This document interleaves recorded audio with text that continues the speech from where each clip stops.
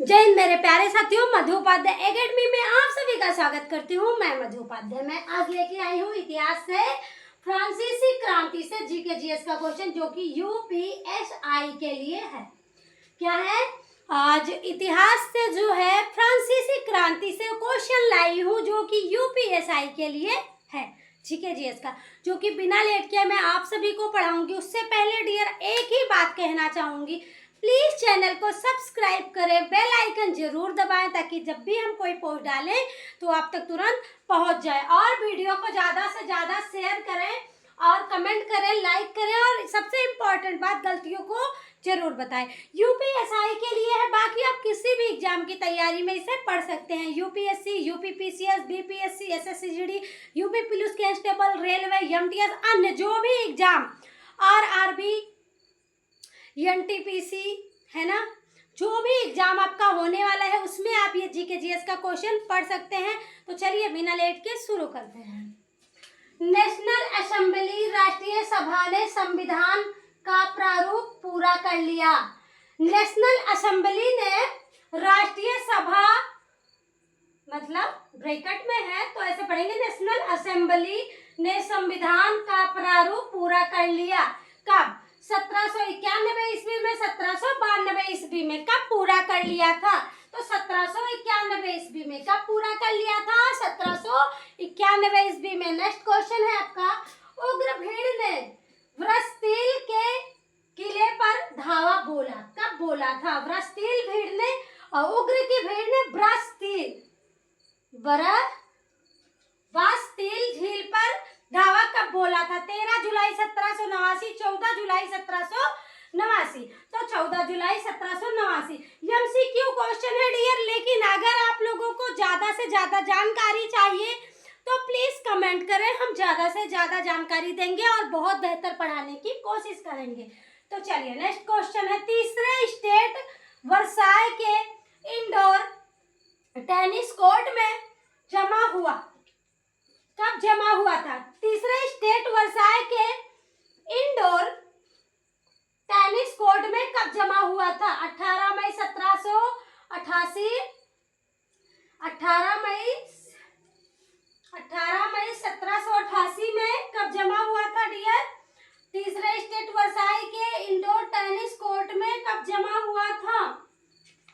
कब जमा हुआ था?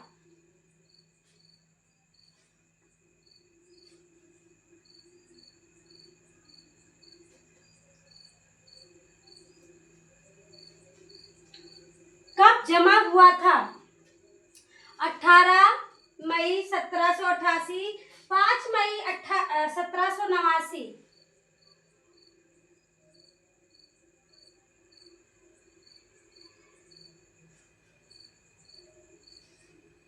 कब हुआ था? तो ये दोनों ऑप्शन बिल्कुल ही मतलब सही नहीं है डियर। 20 जून, इसका तीसरा ऑप्शन लिख दीजिए, 20 जून 1789, यही सही है। मुझे कंफ्यूज मैं हो ही गई थी, क्योंकि इसका आंसर ये था ही नहीं, आंसर ये था ही नहीं। तीसरे स्टेट वर्साय के इंडोर टेनिस कोर्ट में जमा हुआ था, तो 20 जून 1789 को जमा हुआ था। 20 जून 1789 को जमा हुआ था। तो इसमें मैंने ऑप्शन में लिख दिया था 18 मई 1788, और ये दो ऑप्शन दिया था। 3 ऑप्शन तो मैं देती नहीं हूँ, तो एक सही एक गलत ऑप्शन होता है। तो मैंने, सॉरी डियर, माफी चाहते हैं कि दोनों गलत ऑप्शन लिख दिया था। लेकिन जब मैंने पढ़ाना शुरू किया तो मैंने पढ़ा हुआ था, जब मैं पढ़ी थी इसलिए मुझे समझ में आ गया कि शायद आंसर में मिस्टेक है। तो क्या हुआ? तीसरे स्टेट वर्साय के इंडोर टेनिस कोर्ट में जमा हुआ तो 20 जून 1789 को, 20 जून 1789 को। चलिए नेक्स्ट क्वेश्चन है, द सोशल कॉन्ट्रैक्ट की रचना थी, किसने की थी? रचना थी, कॉन्ट्रैक्ट की रचना थी। तो किसने की थी? या थी तो थी ही था, तो किसने की थी डियर? किसने की थी? ठीक, किसने की थी? हब्स ने, रूसो ने? हब्स ने या रूसो ने? तो रूसो ने किया किया था डियर? किसने किया था? द सोशल कॉन्ट्रैक्ट की रचना की थी? किसने की थी? रूसो ने की थी। अगर आपको कोई कंफ्यूजन है तो प्लीज कमेंट कर लीजिएगा, ठीक है। चलिए नेक्स्ट क्वेश्चन है, स्टेट जर्नल की बैठक में तीसरे स्टेट में कितने सदस्य थे? स्टेट जर्नल की बैठक में तीसरे स्टेट में कितने सदस्य थे? 600 थे या 650 थे? तो 600 थे डियर, 650 नहीं थे। इसके बारे में अगर ज्यादा जानकारी चाहिए तो कमेंट करें आप, हम जरूर बताएंगे। मैं आपके लिए हमेशा हाजिर हूँ, लेकिन आप कमेंट करें डियर, उसके बाद मैं आपको तुरंत बताऊंगी। चलिए नेक्स्ट क्वेश्चन है, ये पांचों क्वेश्चन आप अच्छे से पहले पढ़ लीजिए। अगर कोई दिक्कत परेशानी है, कोई कंफ्यूजन है तो कमेंट करिए, हम दोबारा से पढ़ाएंगे, ठीक है। हमने एक मिस्टेक कर दिया था तो मैंने सुधार कर दिया है। बाकी अगर आपको कोई दिक्कत परेशानी है इसमें तो कमेंट करिए, हम आपके लिए हमेशा हाजिर हैं, हम आपको अच्छे से समझाएंगे। चलिए नेक्स्ट क्वेश्चन है, लुईस लॉवे ने नए करों के अनुमोदन के लिए स्टेट जर्नल की बैठक बुलाई थी। कब बुलाई थी? 5 मई 1789, 6 जून 1789।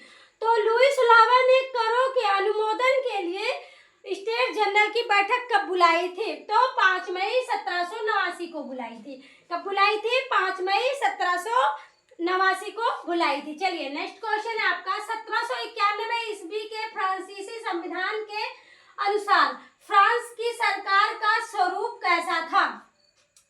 राजतंत्रीय था या लोकतंत्रीय था?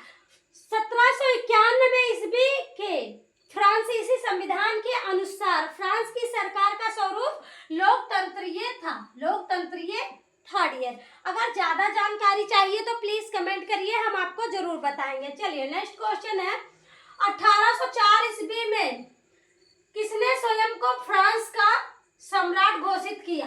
किसने स्वयं को फ्रांस का सम्राट घोषित किया था? 1804 ईस्वी में कौन था जो स्वयं को, खुद को फ्रांस का सम्राट घोषित किया था?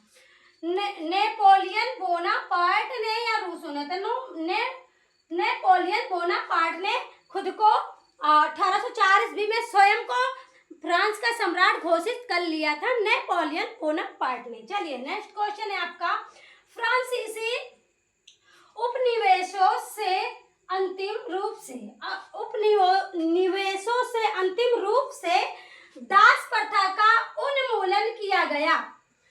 1940 ईस्वी 1794, तो डियर 1794 में फ्रांसीसी उपनिवेशों से अंतिम रूप से दास प्रथा का उन्मूलन किया गया, तो 1794 ईस्वी में किया गया था। चलिए नेक्स्ट क्वेश्चन है और लास्ट क्वेश्चन है आपका, फ्रांस की महिलाओं को मताधिकार प्राप्त हुआ। फ्रांस की जो महिलाएं थी डियर, उनको मताधिकार, मतलब जो हम लोग वोट देने जाते हैं ना, मताधिकार मतलब अपने मन से वोट देना होता है ना, जो जिसको मन करे उसको अपना राजा चुनना है ना, प्रधानमंत्री, मुख्यमंत्री, है ना। तो चलिए, किसको? फ्रांस की महिलाओं को मताधिकार प्राप्त हुआ। कब प्राप्त हुआ? 1946, 1948, तो 1946 ईस्वी को प्राप्त हुआ था। फ्रांस की महिलाओं को मताधिकार प्राप्त हुआ 1946 को। ये रहे आपके 5 क्वेश्चन और आप इसे अच्छे से पढ़िए।